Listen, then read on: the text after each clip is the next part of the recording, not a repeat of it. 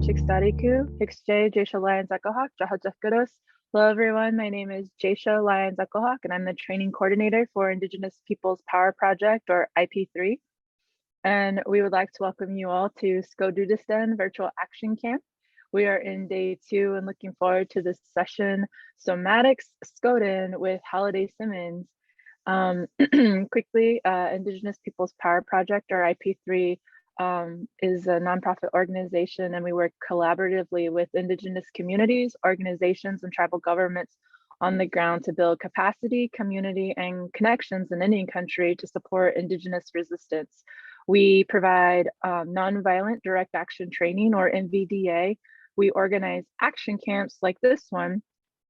Typically it's in person, but in light of the pandemic, we're holding it virtually, and we anticipate an in-person action camp later this year. So follow our socials, sign up for our email newsletter to get more information on that later. We also assist in community actions via requests. We assisted in a request that came from Standing Rock. And so if you attended, or excuse me, if you went to Standing Rock and attended any of the NVDA trainings there, that was put on by us, IP3. We also assist in movement building in an effort to sustain Indigenous traditional ways of life and protection of the homelands. And so I want to offer gratitude before I introduce our speaker Holiday further. So if you could just bear with us. Noa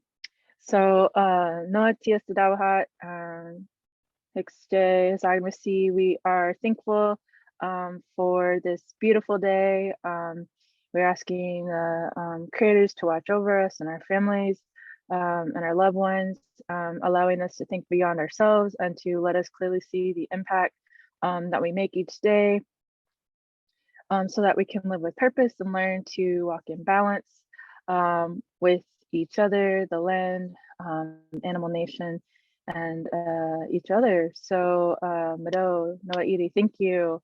And I do want to mention that we will have a gift bag giveaway, one gift bag giveaway that will be announced at the closing of our session today, and we'll follow up with the winner via email. The chat will be open for questions.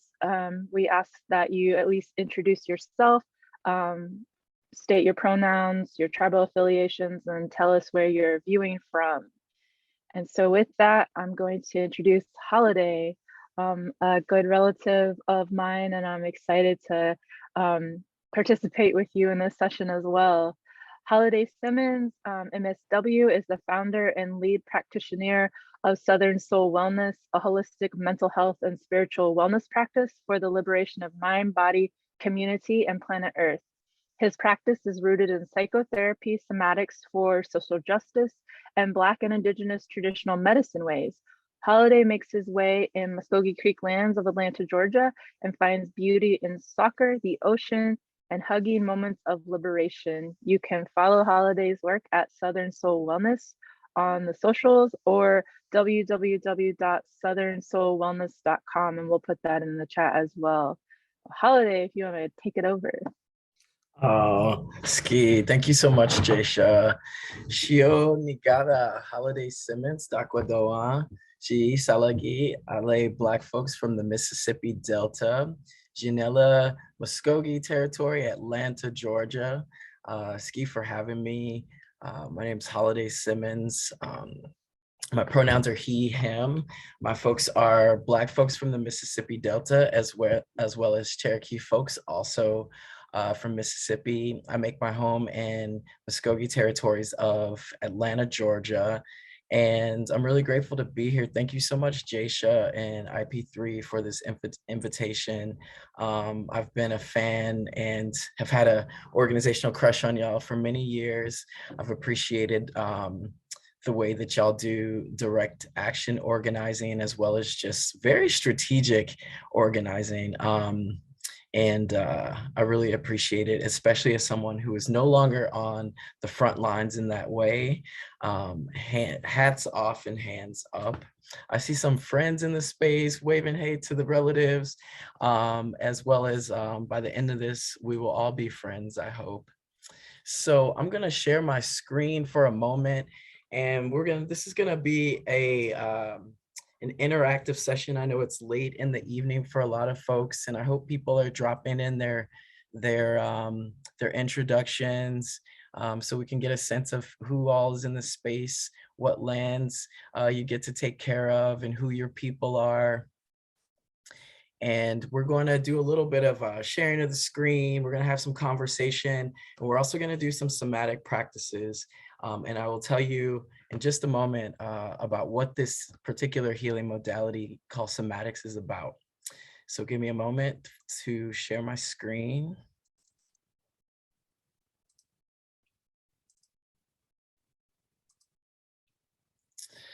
Can someone give a heads up if they can see that? Or a hands up? Yeah, we can see it. All right, thank you.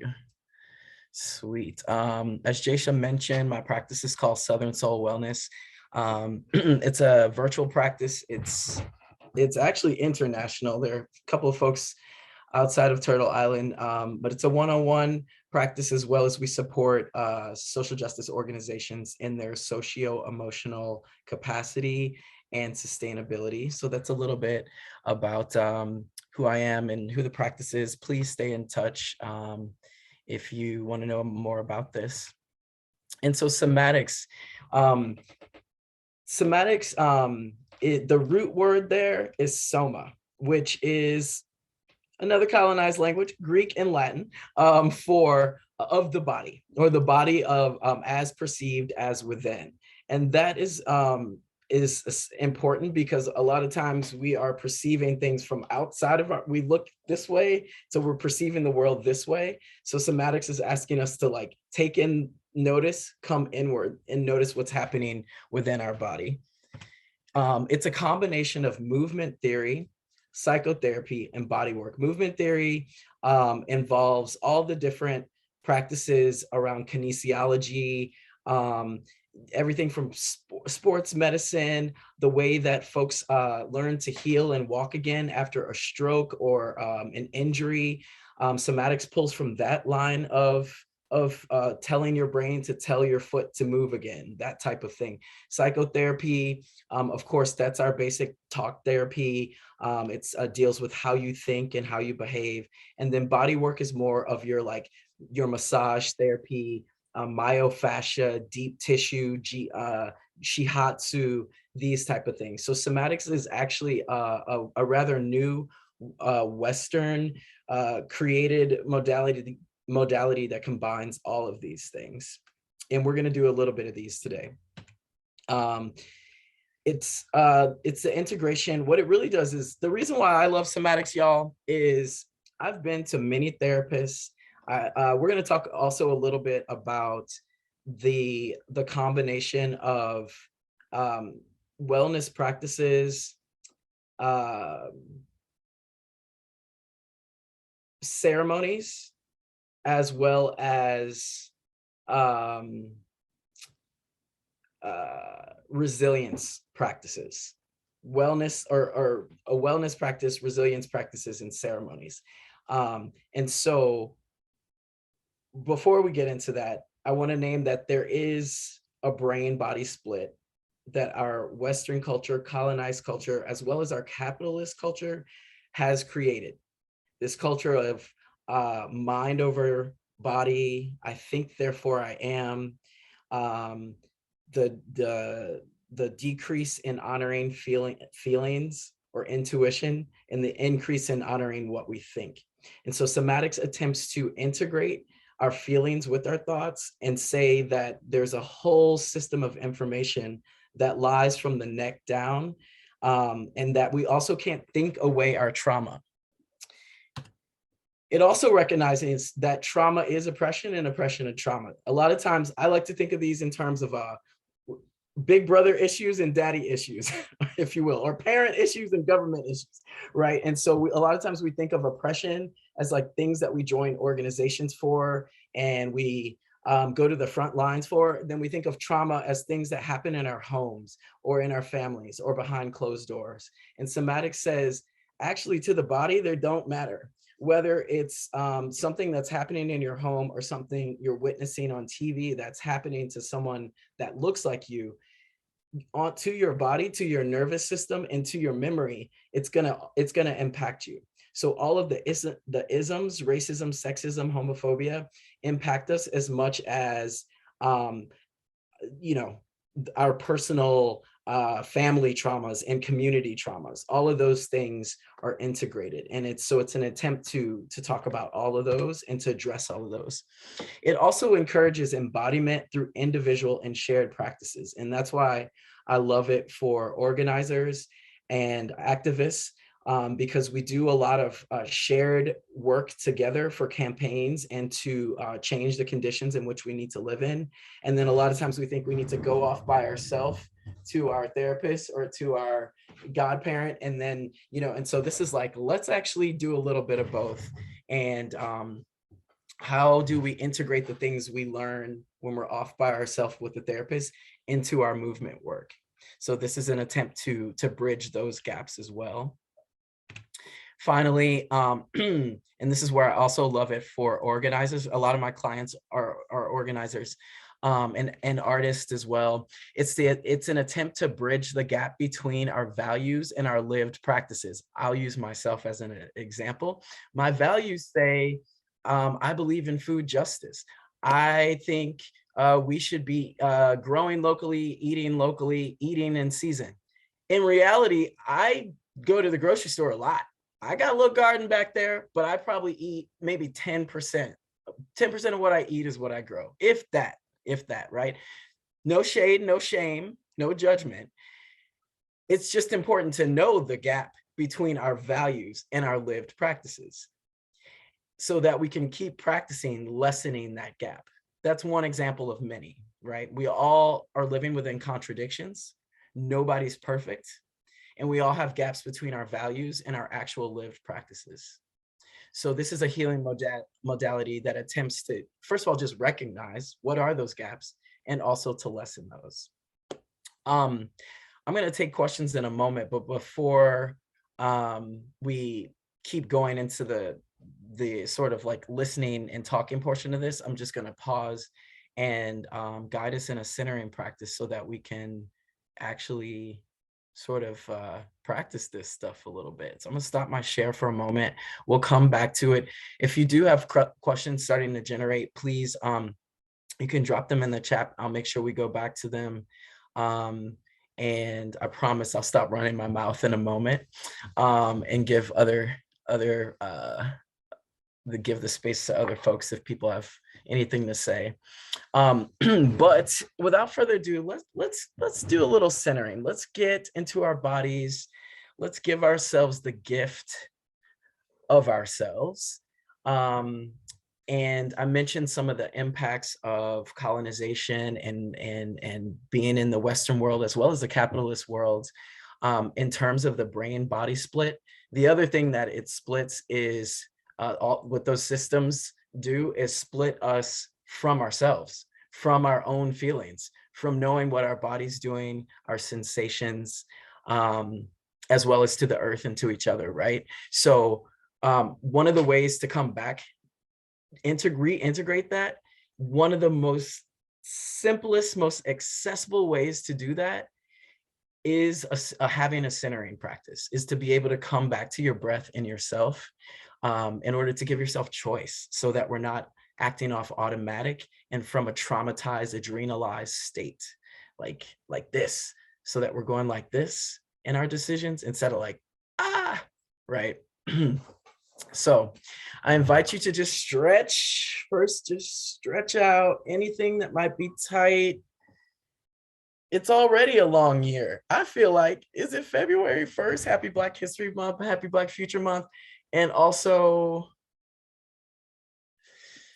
feels like it's been a long year already. Year 66 of the pandemic.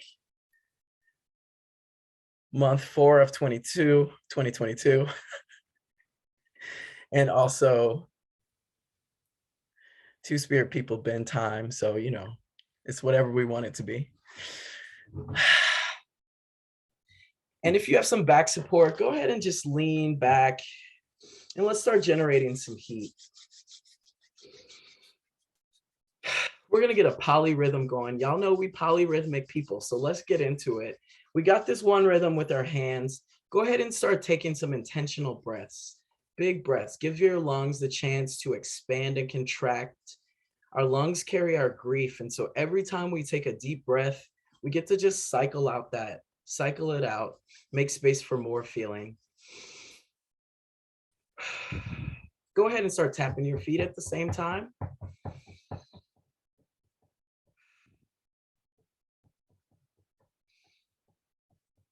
We got 3 rhythms going now. And we're gonna bring in one more. We're just waking the body up before we slow it down. We're gonna throw our voice if you're able to. And just repeat after me. You can stay on mute, but we're gonna throw it up. Throw it up. Still tapping my feet. Throw it down. Throw it down. Throw it over there. Right there. Right there. Right there. Ah, good job. And we're gonna end this. Let's slow it all down in 3, 2, and 1. I invite you to take the right hand and place it on your heart. Take your left hand and place it on your center, which is a couple inches below your belly button. Your thumb should be right on your belly button. No coincidence that that's where we used to survive from. We almost forget that was the umbilical cord there, except for new parents, maybe. Go ahead and lean back and find your heartbeat.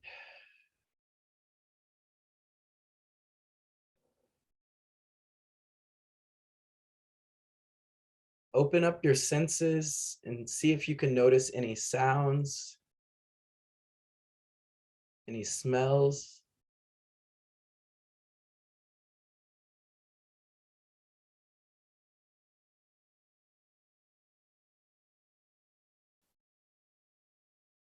Picture 5 different colors or textures.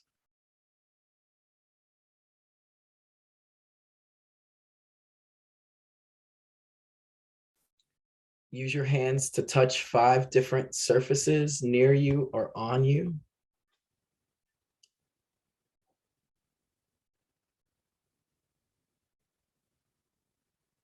See if you can taste a few things on your tongue, maybe dinner, toothpaste, cigarette, whatever it is.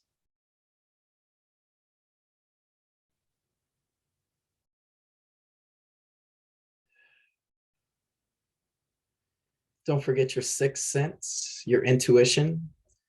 See what vibes you can pick up in your space.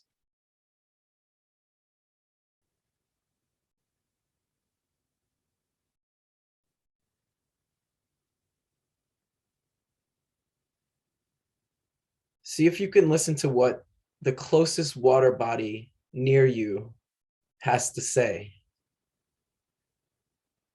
Maybe that's a river, maybe you live near the ocean or a lake.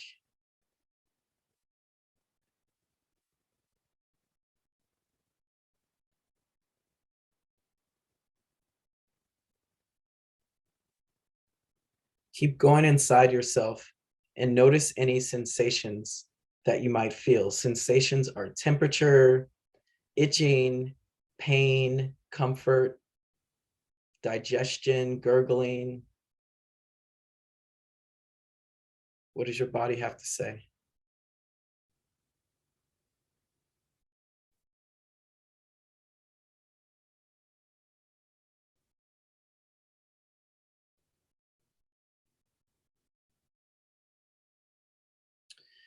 Notice any emotions that are live for you in this moment.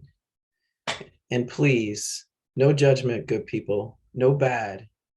Whatever's there, we welcome you. We welcome all of you. Even if it's angry, anxious, tired, whatever it is, just take notice. Don't forget your breath.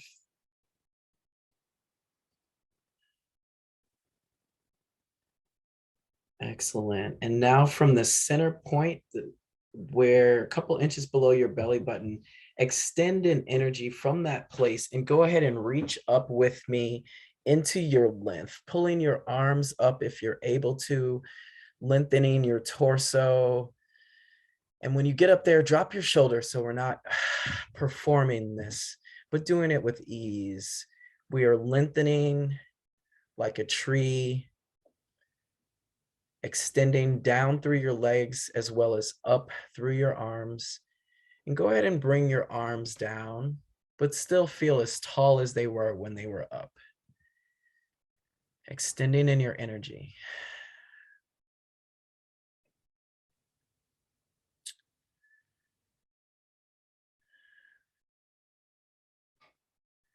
This length, as we lengthen, is our relationship to ourself, our dimension of dignity, our creator-given right to take up space, to have a voice, a vote, a seat at the table.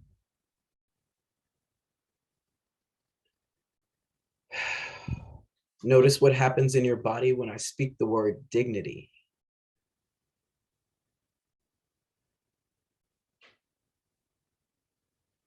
Excellent. Take another breath and extending from that center point. Go ahead and raise up again with me if you're able to, and go. And now we're going to go into a half sun salutation. Leave your arms on either side, sending your breath out your arms, getting really wide in your wingspan.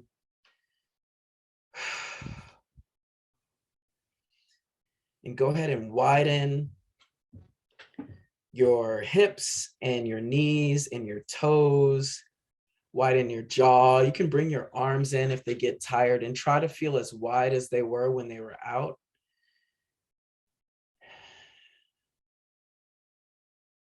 And our width represents our connection to others.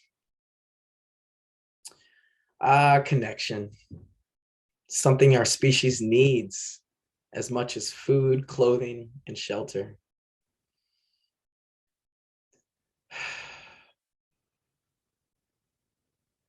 Notice what happens in your body when I speak those words.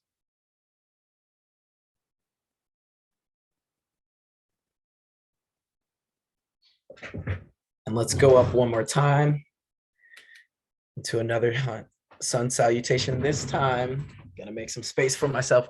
This time we're gonna take our arms and slowly cross them over your body. Keep crossing, keep crossing, keep crossing. Give yourself a big squeeze and hold it. Connection is only as strong as our boundaries. Woo! Bless a sacred boundary, people.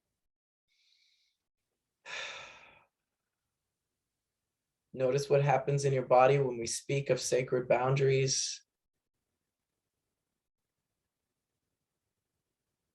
And their connection to connection. The strength of our connection is defined by our capacity to set boundaries. One more breath there and let it go, let it go, let it go. Go ahead and start rolling your shoulders back. Roll it back. You can do a whole body roll if you want. You can bring your arms in if you want. Hey, hey, hey. Getting into our back, getting to your neck if you want. You can come up on your toes to engage your Achilles heel and your calves. And we are going to extend from that center part, which again is a couple inches below our belly button, to our back. Extend to our back, engaging our back, our neck, our calf.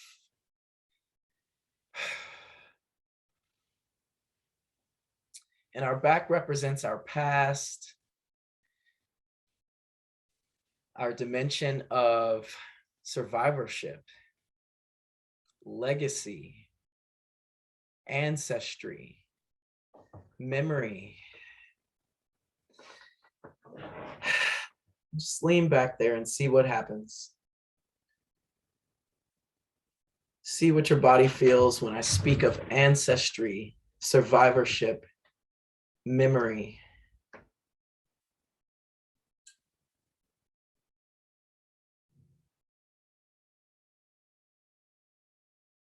our trials, tribulations, our first kiss, our grandmama's first kiss, our great-great-great-grandfather's first smile. It's all back there. The question is, what is our relationship to it? See where that lands in your back. We know it's back there. What is our relationship to it?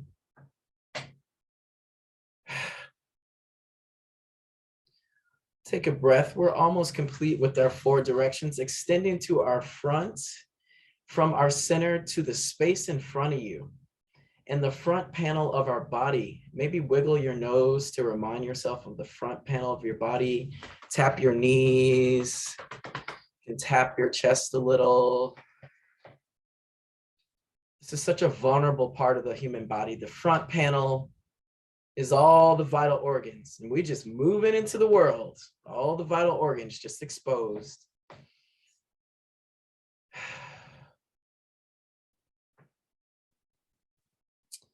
Our front represents our future and where we're going, where we're headed. Our dreams, what we're manifesting, our indigenous futures, our Afro futures. And where do those land? Where do those words land in your body? How does that feel to even know that we have a future?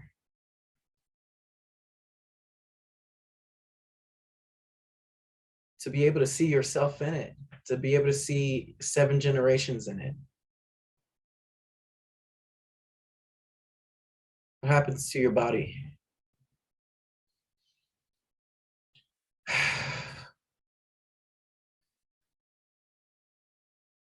We are centered in our length, our width, our depth, and our front. And finally, the same way we bring the smoke over ourselves, we also just want to bring it back to our heart. If you want to join me in bringing this back to your heart, knowing that we are a sacred part of this whole thing.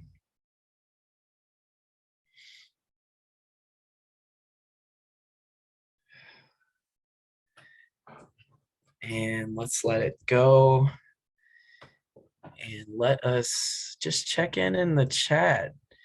If folks want to say how that practice was, if people want to come off mute, and some prompt questions are, you know, let me drop it in chat.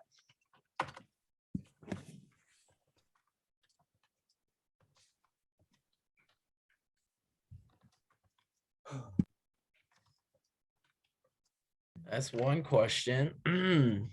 Hold on.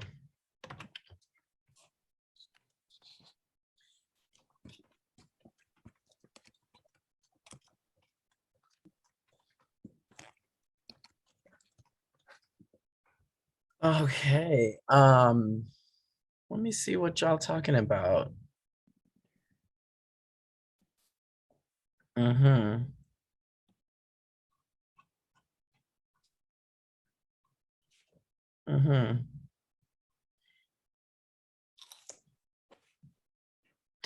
Yes, ancestors in the feet and ankles.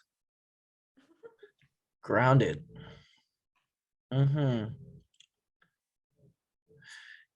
Awesome. Y'all can keep dropping that in the chat. I'm going to keep moving forward for the sake of time.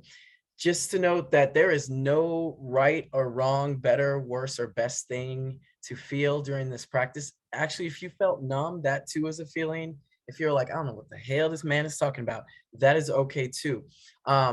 What you felt is only part of it. The practice of even trying to feel is also the other part of the medicine. The medicine is in coming back to yourself. Even if in coming back, you're like, oh, actually, I'm pretty numb. Numbness serves purpose too.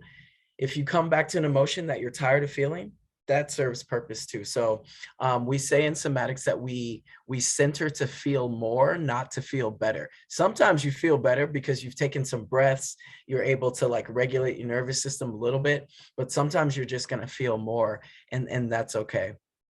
I want to pause to see if there's any questions before just moving forward.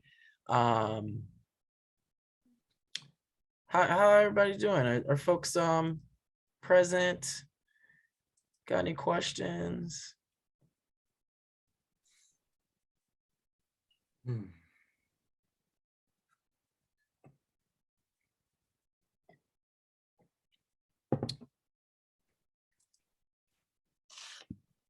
Cool. Appreciate the comments. So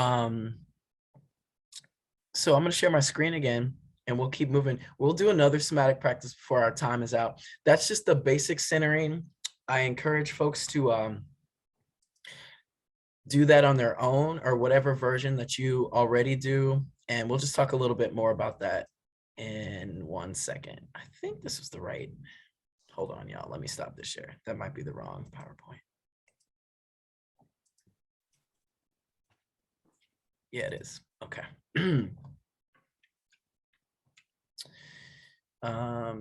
Let's see. Holiday Simmons. Yeah.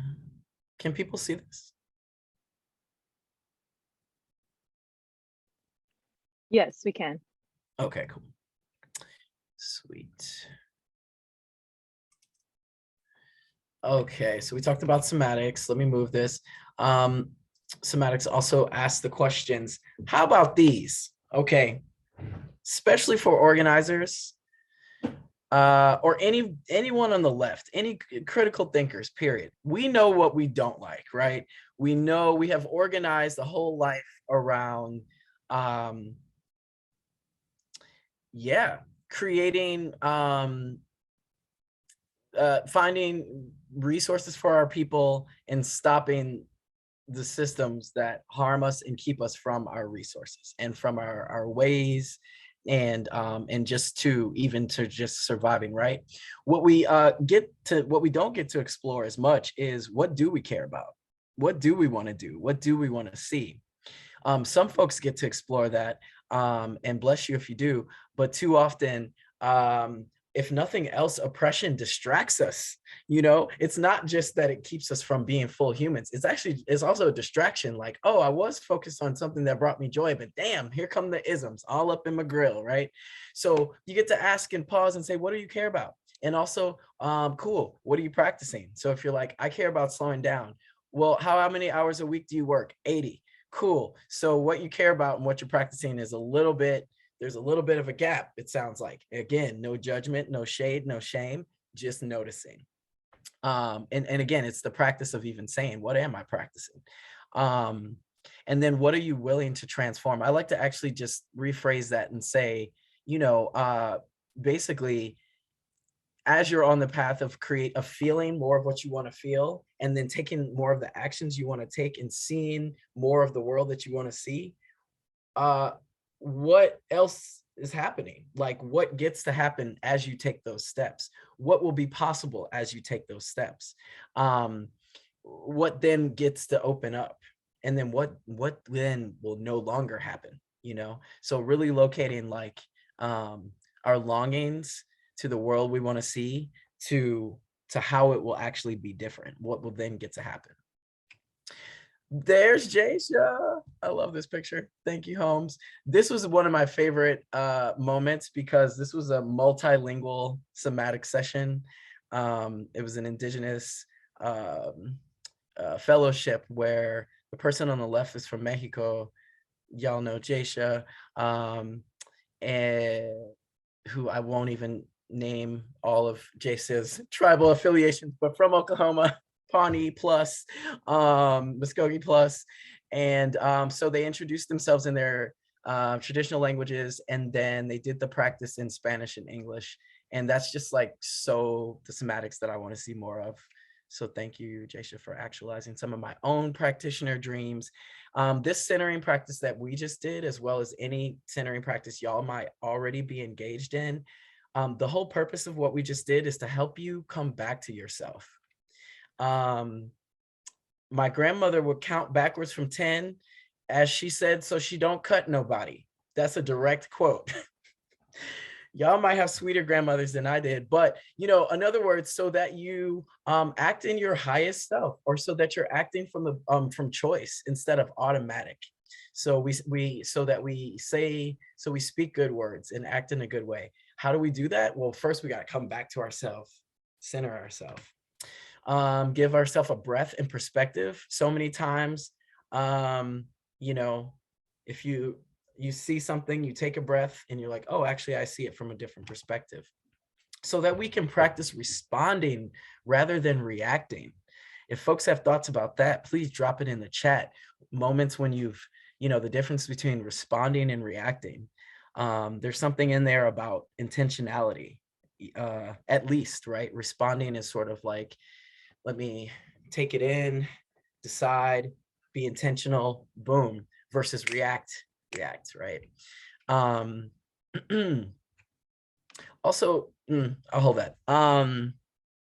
The centering practice reminds us of what most matters. In other words, like going back to that, what do we care about? This is good on an individual and on a sort of organizational or movement level, is keep coming back to what we care about. What do we want to feel? What type of world do we want to live in? Because knowing that trauma and oppression will keep distracting us. And it's not just the distraction, it's just that we can spend all of our time fighting the bad. And then what energy will we have less to enjoy what we've been working for, or to rest, or to relax, or to try new practices? That's the other thing. If we only keep raging against the machine, or sort of like pushing back only, and don't make time to dream and imagine the feelings and the actions we want to take, then we actually just repeat the same behaviors and patterns. What did Audre Lorde say? Master's house cannot dismantle the master's tools. We maybe can build it down, but we might be able to tear down the structure of oppression. But in order to build something else up, we need different practices. So we got to practice different practices. To practice radical presencing. Awesome. Awareness to sensations, emotions, and then these are the type of things we went through: with length, width, depth, and front. And I just that's somatic language. I do sort of a 4 directions one, and so that's why we did the like stretching version. So again, this is just a tool that I hope y'all can use, and you can put your own stank on it, make it your own version. What I want to get into now is somatics is just one particular healing modality. And I said that I want to get into that it's one of 3 things. I mentioned ceremonies, somatics. I'm calling that, I'm considering that a practice. We'll talk about practices. And then resilience. We're going to talk about that as well. Let me just check my time for a second. Awesome. Cool. So we'll just chat for about 10 minutes about this stuff, and then our last 10 minutes we'll open it up for conversation. So our dear friend Dr. Robin Wall Kimmerer of Braden Sweetgrass says ceremonies are to help us to remember to remember. I love that. The reason why I created this trinity of, it doesn't have to be trans wellness. Sorry, y'all, that was carried from an old workshop, but hey, we can center trans people. The trinity of wellness is the trinity of trans wellness, because when trans people get free, we all get free. Anyhow, the trinity of wellness, I'm bringing this up specifically in this session that I don't think everyone in the space is Indigenous, but I think most folks are. When a lot of times when I work with our folks, with Indigenous folks, and for that matter, Black folks also, there can be this gap between our ceremonies and what I'm considering a practice. And what I mean by, and in other words, so I feel like some folks are like, well, I only go to my therapist. I don't really go to ceremony. I don't go to like cultural or traditional ceremonies. I just go to my therapist. Other people are like, I do my cultural ceremonies. I do not go to a therapist or like a medicine person or like a Reiki instructor or acupuncture or any of those things. The resilience part, we'll get into that later. Those are all the different practices you do to just stay sustainable, get out of bed, help you go to sleep. Right now, what I want to offer is that these are all different things, and that a beautiful trinity is to do them all, and they all serve different purposes. So let's get into ceremonies first. Ceremony, what are we talking about ceremonies? Here's a picture of some of our folks in the Bay at an event. I'm talking about traditional ceremonies, religious services, cleansings, limpias, cultural holidays, rituals. These are all very different than the grounding practice that we just did might happen during a ceremony, but that's a little different. What ceremonies and services usually happen in a group, not necessarily alone or just two people, not always, but sometimes. They connect us to community, they connect us to our ancestors, they connect us to our to other people in general. They connect us to higher powers and creative spellings like power instead of power. That's supposed to be an R at the end. But you know, whatever version of creator, higher power, or any deities are, connects us to that. It helps us underscore and uplift the personal thing we're going to something larger. So you might, let's say you go to ceremony and someone talks about a prophecy and you're like, oh, right, I forgot about that story and that prophecy. That totally reminds me of this thing I'm going through at work, right? So it's sort of like long-standing stories and ways and rituals that we do in a group that connect us to something larger, and they can connect to a personal work, oftentimes inspirational, okay? All of that is very different than practices. Practices are consistent support from a professional practitioner. Not that medicine people aren't I'm not saying that the person leading the ceremonies is not professional. What I mean in this is the consistent support and the support aspect. It's a place where you can unpack your personal trauma or personal growth, right? A place of self-discovery and healing practices like self-talk, meditation, boundary setting, creating a wellness plan. You know, at the ceremony, no one's going to be like, and how is this for your boundary setting, right? That's going to be up to you to integrate what happens at the ceremony or at the ritual into your personal life. And it's helpful to have someone to help you with that, right? It's helpful to have accountability partners. It could be a professional person. It could also be friends or family that you dedicate time to talking about hard stuff with and unpacking trauma with. So that is different. And also, I feel like traditionally there was a stigma about seeing therapists and coaches. And I know growing up, it was like, that's what white people do. We don't air our business in the street, you know, to strangers. But I think that is really changing as the mental health field expands and becomes a little bit more accessible, as well as more BIPOC and LGBT people become practitioners, and we create our own versions of these practices. Finally, let me check my time. Cool. And then the Just Transition Express. I love this. I'm glad I put this picture for a reason. Resilience. Hold on, y'all. Let's talk about it. I think this term is often underused, overused, and misused. So y'all should all create your own definition of what resilience is for you. And so what we're talking about today is just my own definition. I think it's, again, used in all kinds of ways.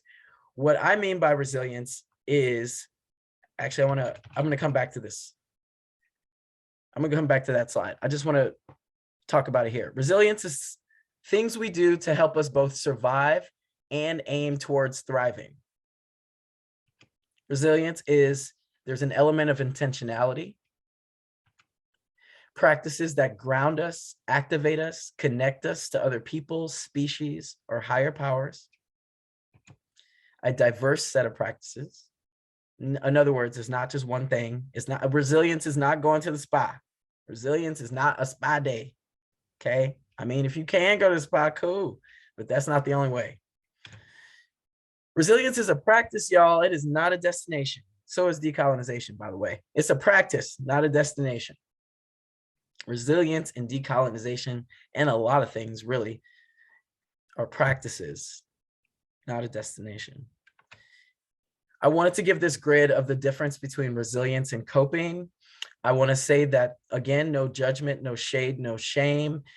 Sometimes the very thing, it could be the same act. It's just a matter of how you're doing the thing, and how often you're doing something, and how aware that you're doing it. So, if you drink 3 glasses of wine a day, let's say, on the left side, we got coping. It numbs and escapes, further contracts the body, unintentional maintaining, breaks connection, survival. Okay, let's say you say, and you have no idea actually how much you consume, right? Whereas you're like, I think I'm gonna have a couple glasses of wine today, and I'm gonna have it at dinner. I'm gonna have it after the day, and yeah, and I'm gonna drink a glass of water before bed. I don't know. You have some practices around it. You know when, you know why. Again, same act, and we aren't even if it's coping, we're not gonna judge that either, because everybody does what they got to do to survive. We just, for the sake of this, we just want to point out the difference between resilience and coping. The other one, the resilience, is more, it presences and incites more feeling, releases contractions, intentional sustaining, seeks connection, fortitude. I'm gonna go back, like I said I would. Examples of resilience.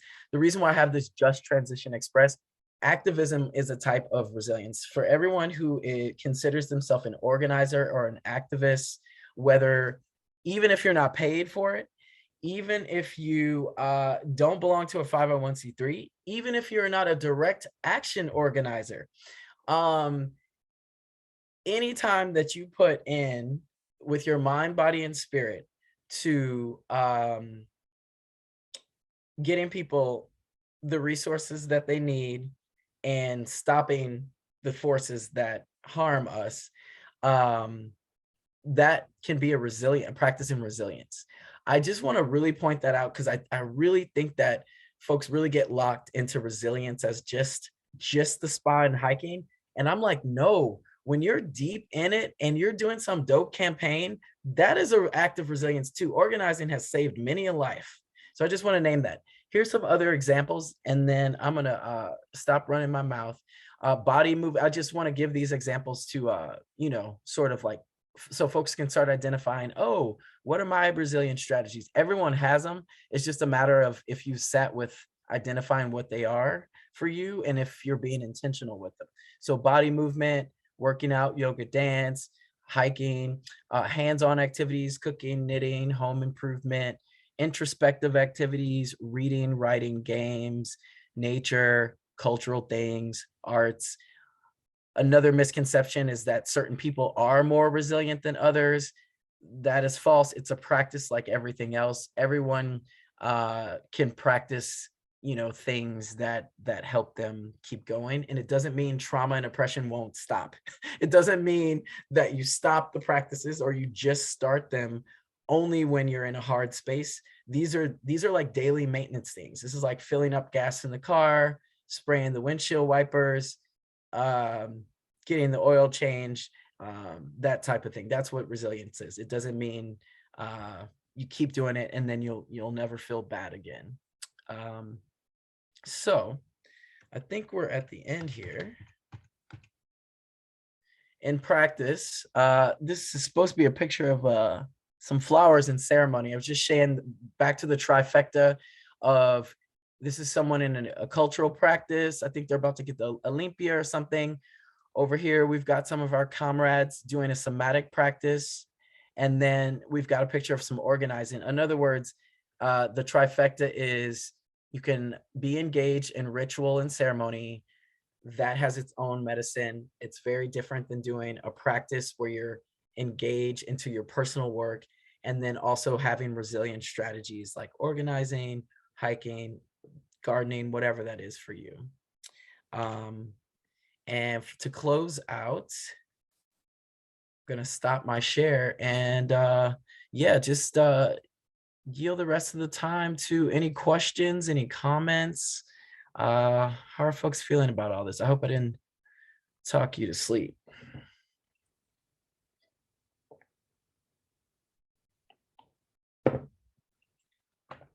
Yeah, Jihan.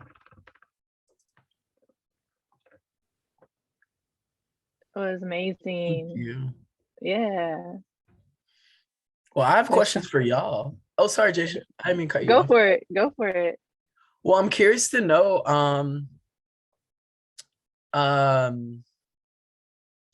who, in terms of this trifecta, who does, if someone wants to share, if they're engaged in any of this stuff already. So it was like ceremonies, which you can also think of as rituals, practices,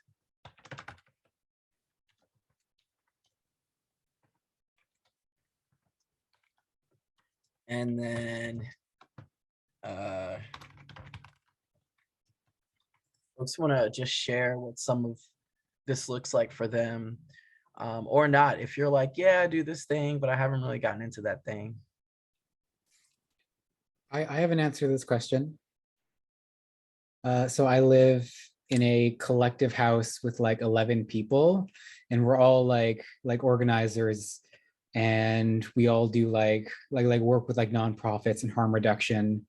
And one of the things that we created, because we all come from like such like different backgrounds that all have their own histories of like strength and their own histories of like oppression and trauma, what we decided doing is incorporating with our practice of like weekly house meetings. We also have meetings where we create intentional ceremony, not to connect with our past, but to connect with our future and like all of our like descendants and like all of the people that will inhabit the world after we die, and like center ourselves and our work for them. Yes. Thank you for sharing that. That sounds awesome. Yes, indeed. Anybody else? Hi, my name's Madeline. We're both located in Kitimat right now, way up north, the Pacific Northwest. We're Heisla. And yeah, I don't know. I've really, something that's helped me over the past few years is like cold water cleansing. Like, I guess I have access to probably cold water, you know, but like really cold water, but it just brings me back like to my body and like helps take away stuff that I just can't carry like as a person anymore. Just like connecting with the land like that. And yeah, just like giving it over to the land, because the land just takes it. So just wanted to share that too. Thank you. I love it. I'll offer a bridge for that is the ways, trying an invitation to the different ways that the cold water impacts your body. If you could bring those same things into, let's say, a house meeting or into like something else you're doing. And so let's say one of the impacts you have in cold water is just like to feel still in a way that silences things and you can hear stuff. I have no idea, but let's just say it's like, how can you, if you're in a chaotic house meeting or a chaotic work meeting, bring that stillness from the water? So that's the integration that we're looking for. Thank you for sharing that. Thank you too. Thank you for having this space for us. Sure. Probably have time for maybe like 2 more folks. Anybody else? I just want to lift up Rose's and another Rose comment.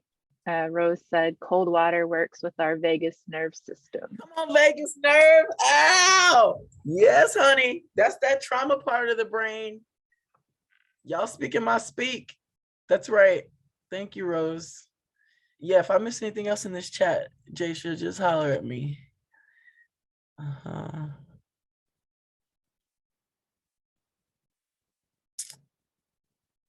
Yeah. Yeah, Houston, I think of the centering as a bubble too. Houston mentioned. Oh, sorry, Rose. Jack sent me a nice message. I don't know if it was for everybody or just me, but thank you. Like, it's about the vagus nerve and cold. Okay. Nice. We appreciate it. Yeah, and Holiday, thanks for everything. Great to see you. Likewise. I was just going back earlier in the chat when I was asking folks, how did the centering practice feel? Houston mentioned something like a bubble. I think of it like that too. You can think of it as almost like creating like a safe like bubble around yourself, or you can think of it in like 4 directions, even though I come back to 5. I know not everyone does 4, some people do 6 directions. And if you can't remember like what each thing stands for, you can just do it energetically. And I think we did it for like 15 minutes. You can do it on your own, just a quick like length, width, depth, front, back. Boom. You just gave yourself 7 seconds of life. Every deep breath apparently gives us 7 seconds of life. I don't know who figures this stuff out, but bam, there's 7 more seconds. We're just about at the end of our time. I sincerely thank y'all for your attention and energy and wisdom. One thing about resilience practice has been finding grace in dissociation as well. When in high stakes moments, mindful dissociation has been helpful for me. Thank you so much for that share. When I was saying, when you remember when at the beginning of the call, when I was saying, if you don't feel anything, you just feel numb, that is a real feeling too. We could associate that to dissociation. Thank you for calling that word into our space, Yolanda. And yeah, it's a smart strategy. All these things our bodies are doing are smart. Listen, if they weren't, we wouldn't be here right now on February 1st, 2022, talking to each other. It helped us survive till now, right? So we don't even want to shame all that. We just want to get to know ourselves, to know how we work, and then just like add medicine to the medicine bag so that we have choice. But yeah, if you felt numb, or if you are someone that disassociates, that is a smart safety strategy. And if you want to learn integration and to come back, it's possible. Well, I appreciate y'all. Please get in touch. And thanks again, Jasha, Asa, Nick, and the whole IP3 crew. Ski. No, Holiday, no, Edie, truly appreciate you. I'm so honored, like, to continue to have this relationship with you and to be able to have, be able to work together like this. And I really miss this practice, like being able to be centered again, felt amazing. I felt, as you're aware of like some of the things that I'm going through in my, private life, felt release, this kind of heaviness that I've been carrying. And I appreciated all the comments even, and the practice that was it Madeline mentioned about the, just we just things that were not meant to carry, right? Some are just supposed to be like in transition or temporary states. And that was a good reminder for me as well. But yeah, there's a lot of appreciation for you in the comments if you take the time to read that. But yeah, it's good to see you again, and we'll be in touch. Yes. So yeah, I want to transition into this closing here. I mentioned that we would have one gift bag giveaway at the close of our session, and we were able to draw a name, and it was Sophia. So Sophia, if you could direct message us your shipping address so that we could get that gift bag to you, get it mailed out probably next week, we'd appreciate that. Or follow up with info@ip3action.org if you'd rather email your information. And then we are, again, this is SKODOODISDEN Virtual Action Camp. This session was part of the, the larger week here. I'm, glad to have you all in this space as well. I'm very appreciative of what you all have shared here today. It's, you know, a very intimate space.